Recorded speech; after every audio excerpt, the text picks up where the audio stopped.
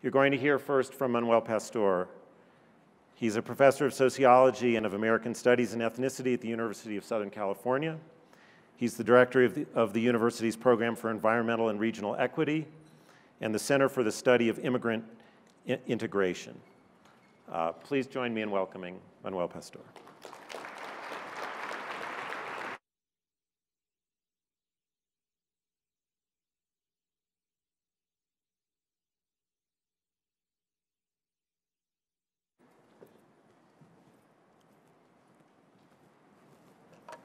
So I was struck by the way in which Tuluwanami began with a poem, and then Karen McNeil Miller had us review current affairs. And so I thought I would combine those two approaches, and I wrote a poem about Anthony Scaramucci and his brief tenure in the White House.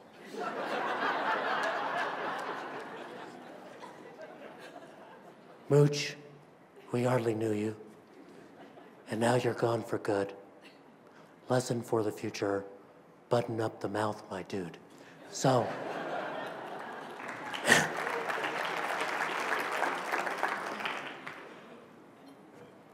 I'm not going to talk about that, but what I do want to talk about in the time that we have available is to look a little bit forward and think about the changing demography of the country and the changing demography of Colorado and the Denver metropolitan area. I'm going to talk a little bit about why equity matters and is something that's important not just for those of us who are concerned about fairness, but also for those of us who want an effective economy and health system. And then I hope to make you uncomfortable by understanding that change is not going to happen without some bumpiness. That in a society which built a racist structure of opportunity that you were just talking about, in a society that's just had its xenophobia come out on full display in a presidential election, in a society that almost stripped healthcare away from so many people, change is not going to take place just by us sitting in rooms and having lovely conversations. It's going to take place through communities organizing, through political strategies, through power. And understanding that that's how change happens is, I think, really critical. So I'll try to do all that in 25 minutes. I like to let people know that while I'm talking, my voice might break a little bit. You might think it's because I'm emotional being in Colorado. But this is a health crowd, so they'll know. I have a voice condition that's called spasmodic dysphonia. Diane Rehm had it, Robert Kennedy Jr., spasms around your voice box. And believe it or not, it gets treated once a month with Botox. Because that's how we treat everything in Los Angeles. It really works for us. So the United States is experiencing a dramatic demographic change. It's projected to become majority people of color by around the year 2043, 2044. And what's interesting about that is if you've been paying attention to the last election, and of course we know elections are always pretty fact-free, you would have thought that what was driving that demographic change is immigration. In fact, that is no longer the case. Immigration into the country has slowed down. Immigration from Asia now outpaces immigration from Latin America. And immigration from our largest sending country, Mexico, is now negative. There are more Mexicans returning to Mexico than coming to the United States. Fundamentally, that's because of lower fertility rates and the way that's echoing in the Mexican demographic system, slightly stronger economy, et cetera. With more Mexicans returning to Mexico than coming to the United States, it means that if we build a wall, we're just penning Mexicans in, which I'm sure is not the strategy, but it would wind up being the impact. So what is driving it is youth, and we'll get to that in a minute, but what does that look like in Colorado? If you look in Colorado, the demographic change in Colorado is a little bit slower than it is for the country as a whole. But in Denver, it's pretty much on pace with the country as a whole. So demographic change moving forward, non-Hispanic white population reducing. The big growth is in the Latino population and also in the Asian population. And you can see what's gone on in the 80s, 90s, and the aughts. Here, where the orangey bars are people of color, the lighter bars are non-Hispanic whites. You've had growth in both the white and people of color population, but in the last 2 decades, the growth of the people of color population has been exceeding. And again, what's driving that at this point is not immigration per se, but the change in the youth population. So this is for the population below the age of 18. In the United States as a whole, there was actually a net reduction of 10% between 2000 and 2010. Now, I always like to reassure people that doesn't mean there were a lot of young white people dying. We would have noticed that. There would have been a severe shortage of hipster bars and stuff. But what it is more people moving into 18, 19, and 20 than moving into 1 and 2. Where the growth is really coming, both in the United States and in Colorado, is from the Latino and Asian population. In Colorado, you have growth in the African American population as well. Interestingly, and you know this, when people say there's growth of the Latino population, what they're tending to think is that, again, that's mostly immigrant. But if you look at Colorado here, and you look at the sort of Latino US-born and Latino immigrant population, overwhelmingly, the vast share of Latinos in Colorado are US-born. That is a little bit different when you go to the Denver metropolitan area, larger Latino community, more immigrants, and in the city of Denver, an even stronger immigrant presence.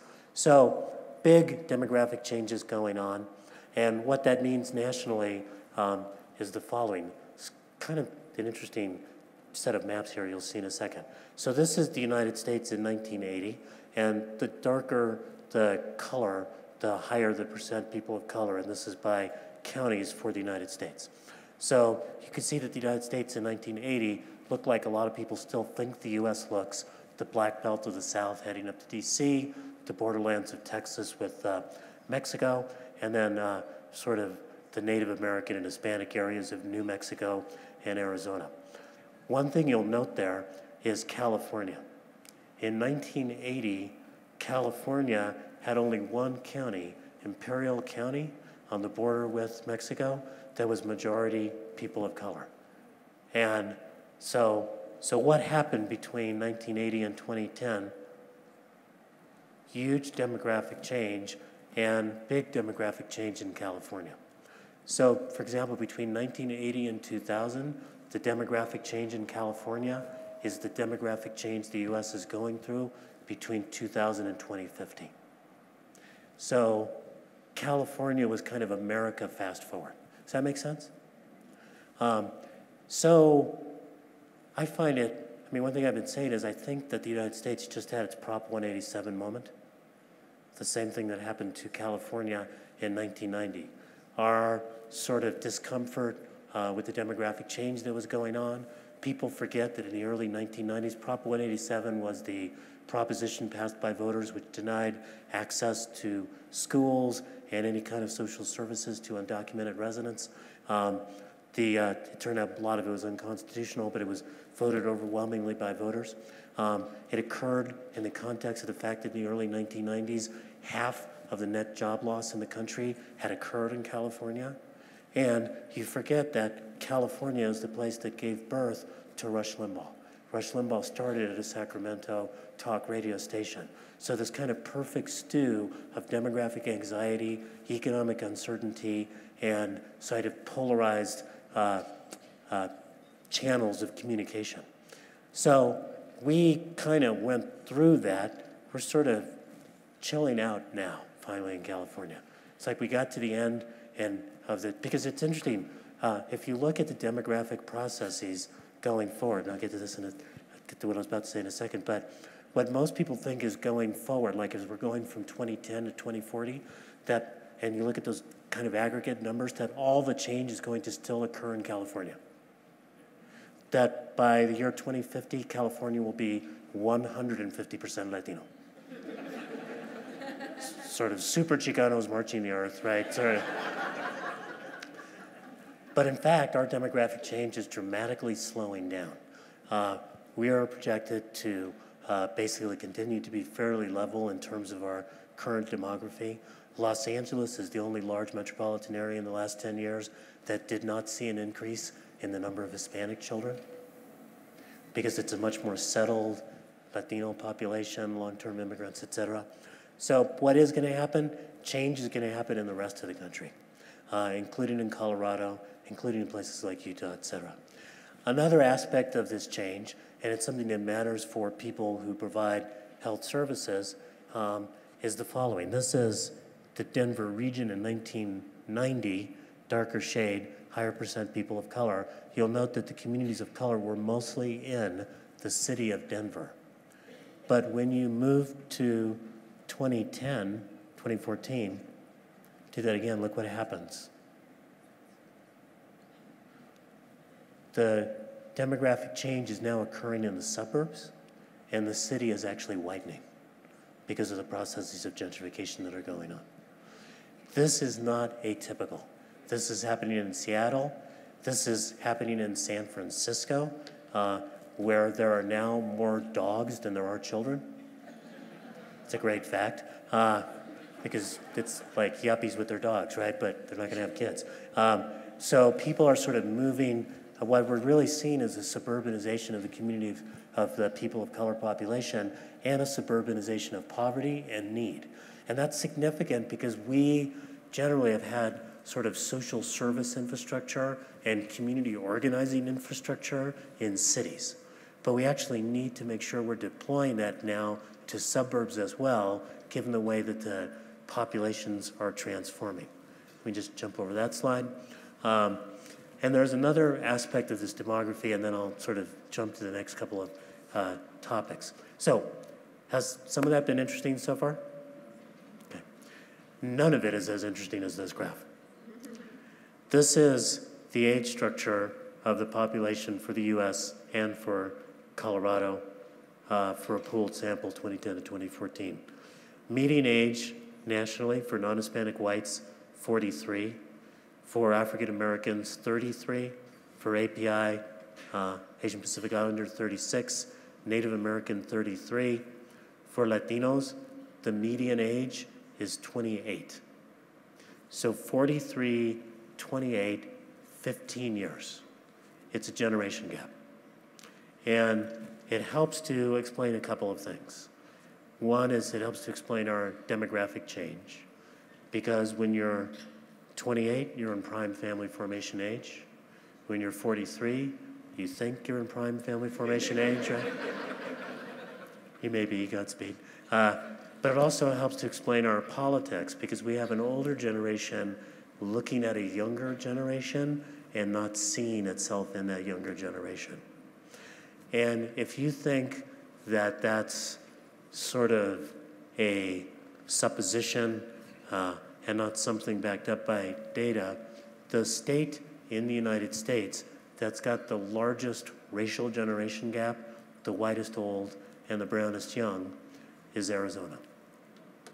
With its fractious politics around immigration, with the fact that it's had the third largest cuts in K through 12 spending for schools, and the largest increases percentage-wise in public university tuition. So just as a new group is arriving. Whereas Colorado on this scheme, Colorado is number 14 in the country in terms of its generation gap, and we are completing a paper with PolicyLink that'll come out very soon, in which we calculated whether or not this generation gap had an impact on state spending on education, and it does. So even controlling for all the other factors that you would think would explain education spending, this kind of racial generation gap is very, very critical. So all of that demographic change is taking place against a lot of uncertainty and inequality in the economy. Now, we're going to look here mostly at Colorado and Denver, but one of the things you're going to notice here, you've actually, since 1979, both Colorado and Denver have done much better than the country in terms of job growth, in terms of the number of jobs that are being created. What you've done, though, like the rest of the country, is had a significant growing inequality in the jobs that are being created. So what this does is array, and this is for full-time year-round workers, people at the 90th percentile, folks who are making 10% people make more, 90% make less, 80th percentile, 20, 80, et cetera. And what you can see is for Colorado's actually done a little less bad than the country as a whole, but in the country as a whole, basically incomes have been going up for those with education and skills. Incomes have been going down and wages dramatically for people with less skills. And that's actually even more extreme in the Denver case, in which you've had some pretty significant increases at the top of the sort of earning distribution, significant falls at the bottom. So lots of jobs being created, but growing inequality, which really factors into some of the stresses that are going to be there. There's a racial dimension to this, and then I'm going to jump over a couple slides because I've only got 9 minutes, and I want to have a stirring emotional conclusion with you. So the racial dimension to this can be seen here looking at the poverty rates, families falling below 150% of the federal poverty line by race and ethnicity. And you can see that there's significant disparities with African American poverty rates about 3 times those of whites, and Latino poverty rates being a little bit higher than even that. I'm going to jump over this. This is another thing which you know, but this data is actually really good for you to see. And it's your famous Colorado paradox, which is a lot of your data looks better because you import a lot of people from out of state. So this is the educational profile of people who were born in Colorado, in state, people who were born in another state and moved to Colorado, and people who are foreign born. The light bar at the top, 45%. So for your homegrown population, the light bar at the top is a bachelor's degree or higher.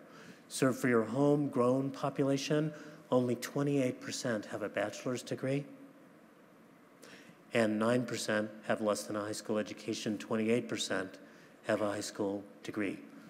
For the people who move here from out of state, 45% have a bachelor's degree, far fewer have less than a high school or high school degree. So a lot of your aggregate data looks better than it should because you're really shortchanging your homegrown population and you're importing people who just kind of want to ski, right, and are highly educated.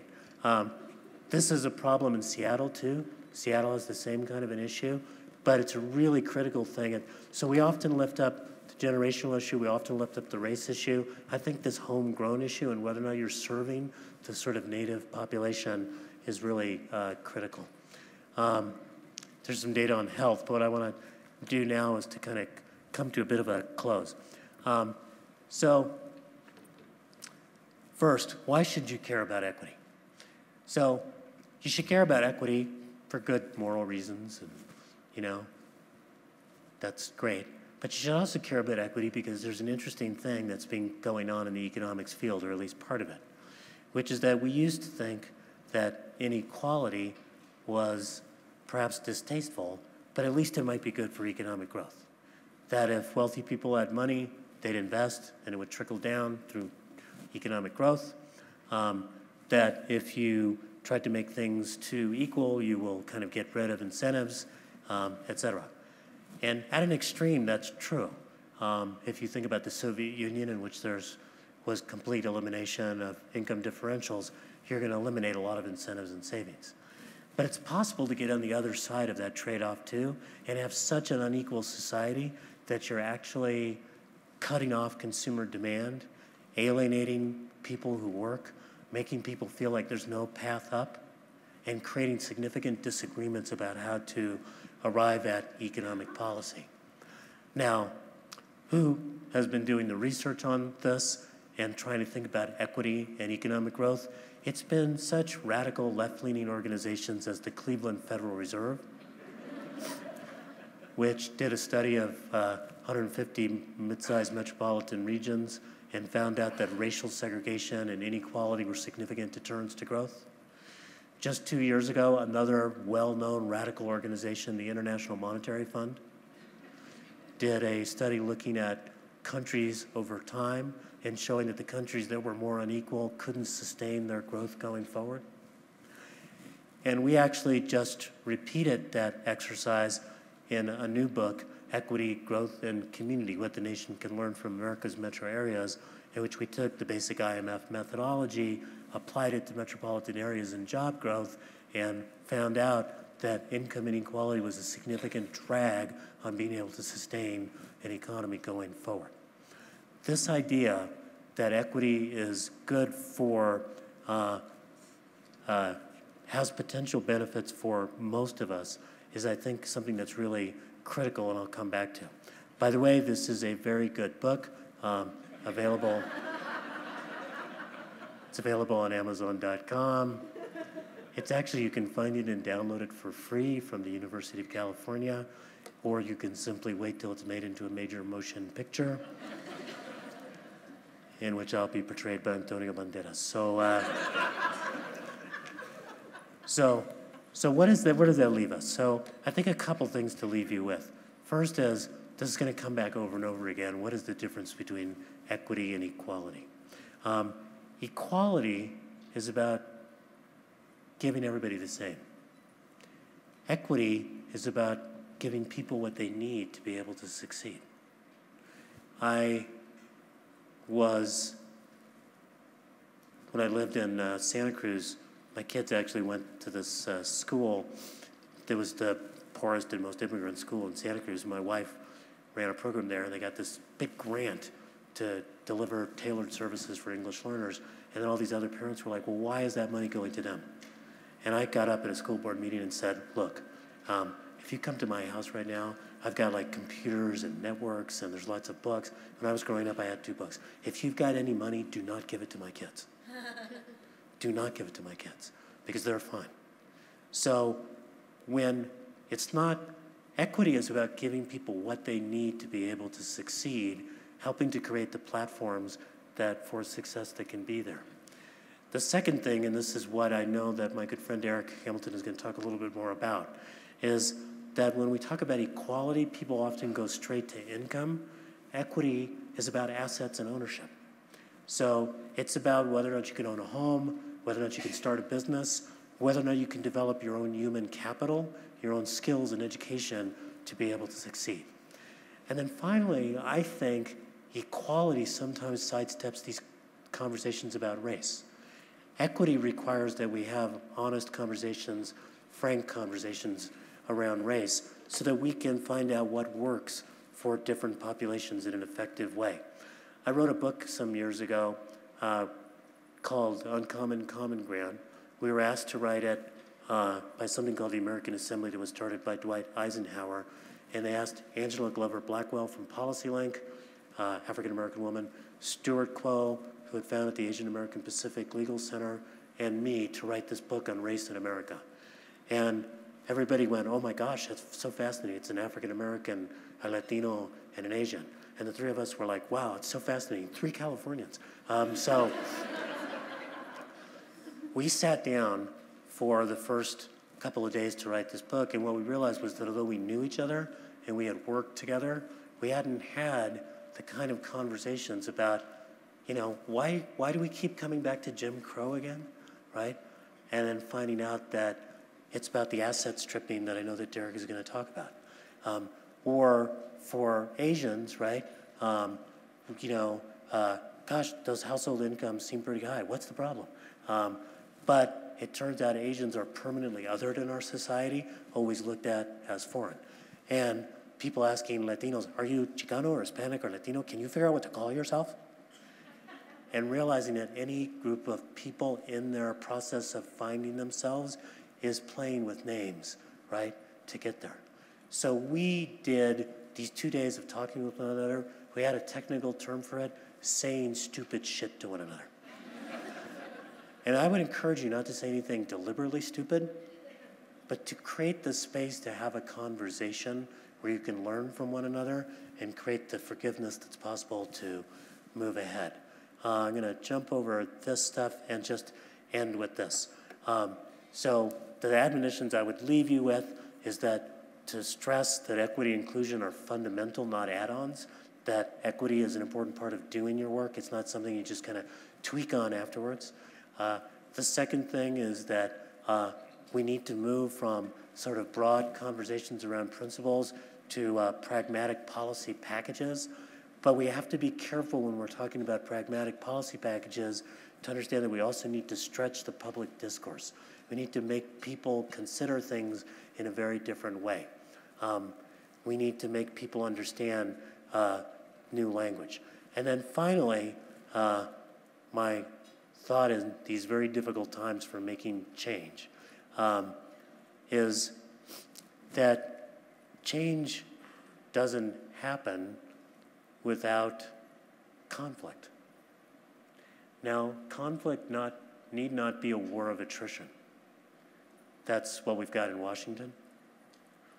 But if people are going to raise issues of equity, it's going to be an uncomfortable conversation.